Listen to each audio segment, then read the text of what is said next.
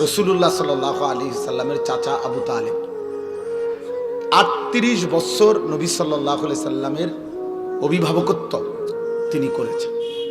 নবী সাল্লাল্লাহু আলাইহি সাল্লামের বয়স যখন ১২, তখন আবু তালেব দায়িত্ব নিছে। আব্দুল মুত্তালিবের ইন্তেকাল হয়েছে। নবী সাল্লাল্লাহু আলাইহি সাল্লামের বয়স যখন ৫০, তখন আবু তালেব ইন্তেকাল করছে। তাহলে ১২ থেকে ৫০, ৩৮ বছর। এই ৩৮ বছর নবীজিকে সুখে দুঃখে আবু তালেব আগলায় রাখছে। এই ৩৮ বছরের মধ্যে ১০ বছর হইল ৪০ থেকে ৫০, এই ১০ বছর হলো নবুয়তের সময়। তাহলে এই ১০ বছর টানা আল্লাহ নবী সাল্লাল্লাহু আলাইহি ওয়াসাল্লাম এই চাচাকে কালেমার দাওয়াত দিয়েছে, কিন্তু তিনি কালেমা গ্রহণ করেন নাই। বুখারীর riwayat হলো সাঈদ ইবনুল মুসাইয়াব রাহিমাহুল্লাহ, তিনি বর্ণনা করছেন যে মৃত্যুর পূর্ব মুহূর্তে আল্লাহ নবী সাল্লাল্লাহু আলাইহি সাল্লাম শেষবারের মতো আবু তালেবের পাশে বসছেন, বসে বলছেন, কুল লা ইলাহা ইল্লাল্লাহ কালিমাতান আশহাদু লাকা বিহা ইনদাল্লাহ। চাচা, একবারের জন্য চাচা আপনি লা ইলাহা ইল্লাল্লাহ বলেন। চাচা, আপনি এই কালেমাটা একবার বললে আমি ভাতিজা সাক্ষী দেব আপনার জন্য এই কালেমার মাধ্যমে আমার আল্লাহর নিকটে। হাদিসের মধ্যে আছে নবী সাল্লাল্লাহু আলাইহি সাল্লাম এটা বললেন, ঠিক এই সময় আবু তালেবের পাশে বসা ছিল আবু তালেবেরই সমবয়সী দুইজন বেঈমান, একজন আবু জাহেল আর একজন উমাইয়া ইবনে খালফ। ওই হযরত বেলালের উপরে জুলুম অত্যাচার করতো যেই বেঈমান উমাইয়া,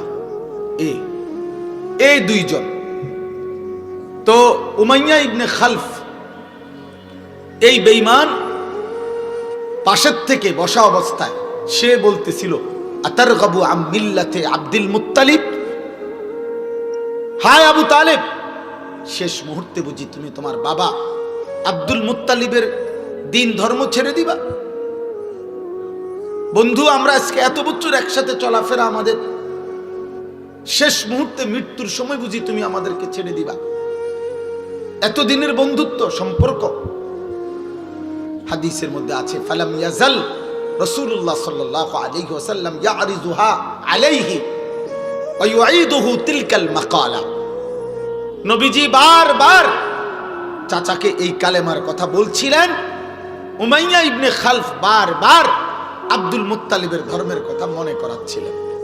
এই টানাটানির মধ্যে হাত্তা মাতা, আবু তালেবের মৃত্যু হয়ে গেল, কিন্তু সে লা ইলাহা ইল্লাল্লাহ পড়ে নাই।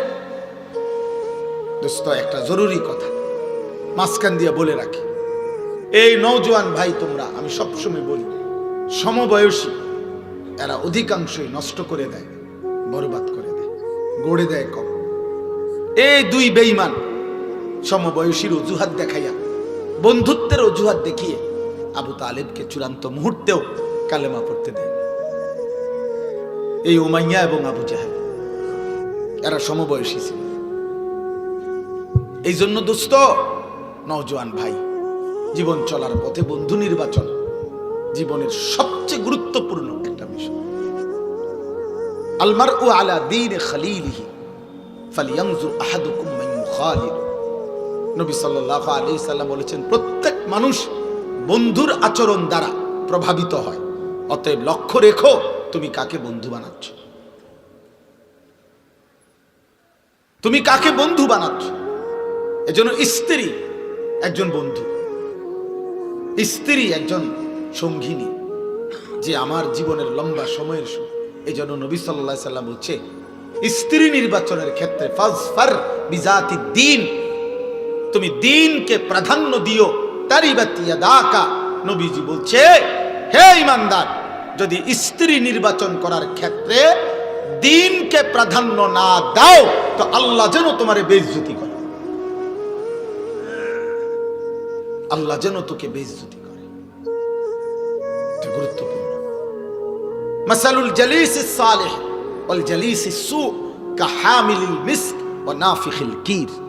আল্লাহর নবী বলেন, উত্তম বন্ধু আর মন্দ বন্ধু কিসের মতো? নবীজি উদাহরণ দিছে, একজন আতর বিক্রেতার মতো, আরেকজন কামারের দোকানদারের মতো। নবী সাল্লাল্লাহু আলাইহি সাল্লাম বলেন, আতর বিক্রেতার কাছে তিনটা জিনিস তুমি পাইবাই পাইবা। এক, তার কাছে গেলেই আতরের সুগন্ধি পাইবা। দুই, সে তোমারে দাঁড়াইলেই তোমার শরীরে কিছুক্ষণ আতর মাইখা দিবে। তিন, কিনে নিলে বাড়িতেও সুগন্ধি পৌঁছে যাবে। দুই, কামারের দোকানদার। আল্লাহ নবী সাল্লাল্লাহু আলাইহি সাল্লাম বলেন, তুমি তার কাছে গেলেই দুইটা ক্ষতি তোমার হবেই হবে। এক, নাকের মধ্যে ধোঁয়ার দুর্গন্ধ লাগবে। তিন, কিছুক্ষণ বসলে উঠার পরে দেখবা কোনো না কোনো কোনা, লুঙ্গির কোনা নলে জামার কোনা ফুরে গেছে, পুড়ে গেছে, পুড়ে আগুনের কোন হান দিয়ে লাগিয়ে শেষ। ক্ষতি হবে, ক্ষতি হবে। এই জন্য অসৎ বন্ধু, মন্দ বন্ধু কামারের দোকানদারের মতো, উত্তম বন্ধু আতর বিক্রেতার মতো। কোরআনুল কারীমের মধ্যে আছে, আল্লাহ তাআলা বলেন, আল আখিল্লাউ ইয়াউমাইদিন বা'দুহুম লিবা'দিন আদুউন ইল্লাল মুত্তাকিন। কিয়ামতের দিন সমস্ত বন্ধুত্ব, আল্লাহ বলেন, একজন অপরজনের শত্রু হবে, ইল্লাল মুত্তাকিন, একমাত্র যেই বন্ধুত্ব ছিল একজন আরেকজনকে গুনাহ থেকে বাঁচানোর জন্য, নেক আমলে অভ্যস্ত করাবার জন্য যেই বন্ধুত্ব ছিল, তারা ব্যতীত তারা কবরেও বন্ধু, তারা আখিরাতেও বন্ধু। বন্ধুত্ব থাকবে। ইয়া ইবাদি লা খাউফুন আলাইকুমুল ইয়াওমা ওয়ালা আনতুম তাহজানুন। সেদিন আল্লাহ ওই বন্ধুদেরকে আল্লাহ ডাক দিয়ে বলবে, হে বন্ধুগণ, আজ হাসরের ময়দানে তোমাদের কোনো ভয়ও নাই, চিন্তাও নাই। তো আল্লাহকে বন্ধুরা জিজ্ঞেস করবে, মাওলা ভয়ও নাই, চিন্তাও নাই, তার দ্বারা থেকে লাভ কি? কি করতাম কোন? তা আল্লাহ বলবেন, উদখুলুল জান্নাতা আনতুম ওয়া আজওয়াজুকুম তুহবারুন। বন্ধুরা মিলে মিশে হাত ধরাধরি করে গলাগলি করে আমার জান্নাতে ঢোকো।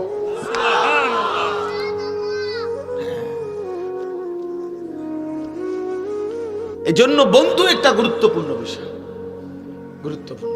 আজ লাখো কোটি যুবক, তোমরা কিশোর, তোমাদের চরিত্রহীনতা, অসভ্যতা, নোংরা অসৎ জিন্দেগির পিছনে হয় ছেলে নামের অথবা মেয়ের নামের অথবা সহপাঠী নামের অথবা সহকর্মী নামের কোন অসৎ সংঘ তোমার জীবন শেষ করে দিছে। হয় কোনো মেয়ে, নয় কোনো ছেলে। অসভ্য কোনো চরিত্রহীন মেয়ে তোমারে নোংরা অসভ্য ভালোবাসার ফাঁদে ফেলে তোমারে শেষ করে দিছে। জীবনও শেষ, যৌবনও শেষ, আখিরাতও শেষ, ইজ্জতও শেষ, মা বাবার সম্মানও শেষ, মা বাবার সম্মানও শেষ। আল্লাহ আমাদেরকে হেফাজত করেন। এই জন্য বন্ধু নির্বাচনে গুরুত্বপূর্ণ খেয়াল রাখা। আমার ছোটবেলায় মনে আছে, আমার মামা, আমি যখন নানার বাড়িতে বেড়াইতে যাইতাম, আমার নানার বাড়িতে পাশে একটা বাড়ি ছিল, বড় বাড়ি। ওরা অন্য জায়গার থেকে নদী ভাঙ্গা মানুষ আইসে এখানে বসত করছিল, বিরাট বাড়ি। তাদের আমি সব সময় আমার মনে আছে যে আমার মামা, আমি নানার বাড়িতে গেলেই মামার একটা ফোনিক্স সাইকেল ছিল, তখনকার সময়ের নাম দামি সাইকেল ছিল, ফোনিক্স সাইকেল। এই ফোনিক্স সাইকেল এটা মামা আমারে দিয়া, মামা আমারে বলতো, বাগিনা পুরা গেরাম চুক্তি তুমি সাইকেল চালাইবা। সাইকেল চালাইতে চালাইতে মামুর সাইকেল যদি ভাঙ্গা যায়, মামার কোনো দাবি নাই, তবে শুধু একটা শর্ত, বাগিনা এই বাড়ির দিকে যাইতে, এনকার ফুলানির লগে যাইতে, এগোর লগে চললে তুমি যদি যাও মামু, তাহলে মারিলাম। এই তুমি সাইকেল চাললো, মামুর সাইকেল ভাঙ্গা।